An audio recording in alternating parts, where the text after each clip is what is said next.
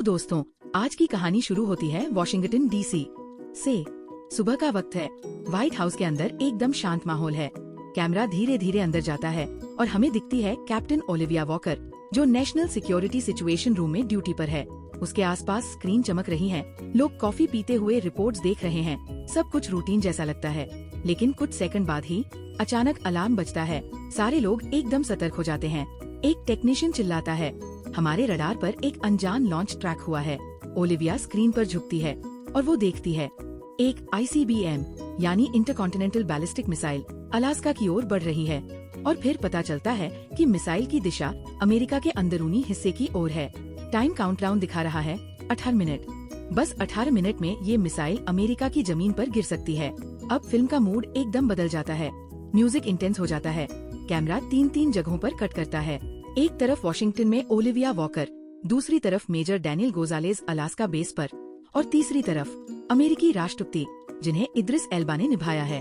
Alaska base पर माहौल और भी पागलपन भरा है। वहाँ बर्फबारी हो रही है, सायरन बज रहे हैं और सारे ऑफिसर रनिंग मोड में हैं। मेजर गोजालेज अपने टेक्नीशियन से पूछता है, क्या ये सिग्नल ऑथेंटिक है या सिस्टम गड़बड़ कर रहा है?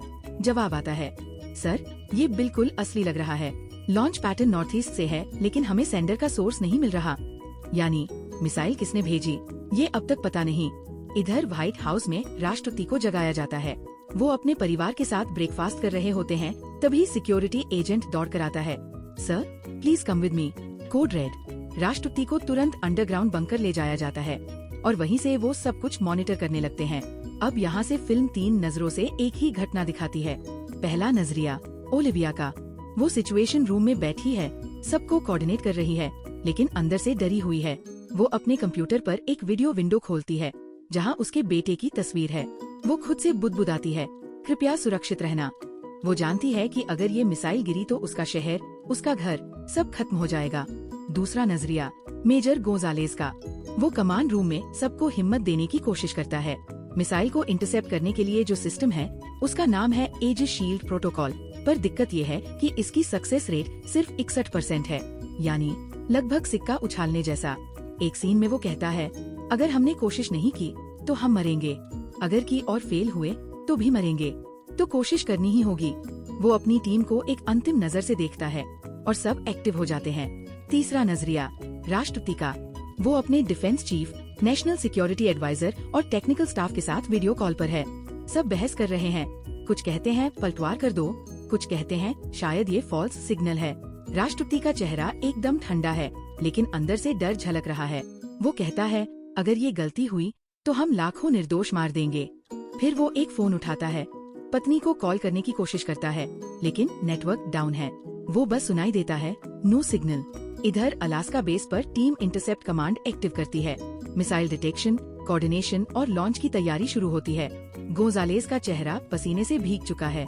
एक सीन में कैमरा उसके आँखों पर फोकस करता है और वो कहता है, अगर आज हमने गलती की तो इतिहास हमें कभी माफ नहीं करेगा। अब ओलिविया और राष्ट्रपति दोनों के बीच कम्युनिकेशन लिंक बनता है। वो बताती है कि सिस्टम में गड़बड़ी हो सकती है क्योंकि दूसरे सैटेलाइट फीड पर मिसाइल दिखाई नहीं दे रही। लेकिन समस्या ये है कि समय खत्म हो रहा है, सिर्फ 3 मिनट बाकी है। राष्ट्रपति को फैसला लेना है कि इंटरसेप्शन जारी रखें या नहीं। फिल्म के बीच में कुछ फ्लैशबैक भी आते हैं, ओलिविया के बेटे का, गोजालेज के पुराने युद्ध अनुभव का और राष्ट्रपति की उस बात का जहाँ वो कहते हैं, शक्ति जिम्मेदारी के बिना विनाश है। ये सारे फ्लैशबैक दिखाते हैं कि हर किरदार इंसान है, मशीन नहीं। फिर आता है सबसे इमोशनल सीन। ओलिविया अपने बेटे के खिलौने को पकड़कर स्क्रीन को देख रही है। कैमरा उसके चेहरे पर धीरे धीरे जूम करता है। बैकग्राउंड में हल्की आवाज आती है, टिक टिक टिक। टाइमर 12:01 दिखा रहा है। सब कुछ ठहर जाता है। राष्ट्रपति आखिरकार एक बटन दबाते हैं, लेकिन फिल्म दिखाती नहीं कि क्या हुआ। हम सिर्फ सुनते हैं एक गहरी आवाज, कमांड कंफर्म्ड। कैमरा धीरे धीरे ब्लैक में चला जाता है। फिर हम सुनते हैं न्यूज रिपोर्ट की आवाज। इस वक्त वॉशिंगटन में रेड अलर्ट है, लेकिन कोई विस्फोट की पुष्टि नहीं हुई।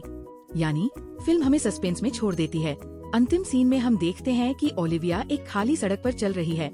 आसमान शांत है, लेकिन उसके चेहरे पर वो सवाल है, क्या हमने सही किया? और इसी सवाल के साथ फिल्म खत्म हो जाती है। अ हाउस ऑफ डायनामाइट सिर्फ एक थ्रिलर नहीं है, ये हमें सोचने पर मजबूर करती है कि हमारी दुनिया कितनी नाजुक है। हम सब एक ऐसे घर में रहते हैं जहाँ हर कोने में डायनामाइट रखा है। एक गलती, एक मिसकम्युनिकेशन और सब कुछ खत्म हो सकता है। ये फिल्म दिखाती है कि तकनीक से ज्यादा जरूरी है इंसानियत और डर से बड़ा है भरोसा। तो दोस्तों, अगर आपको हाई टेंशन, रियलिस्टिक और इमोशनल फिल्मों का शौक है जहां एक सेकंड भी सांस नहीं लेने देती, तो अ हाउस ऑफ डायनामाइट जरूर देखिए। ये फिल्म आपको सोचने पर मजबूर करेगी कि अगर आपके पास बस 18 मिनट हो तो आप क्या करेंगे, परिवार को कॉल करेंगे या दुनिया बचाने की कोशिश करेंगे।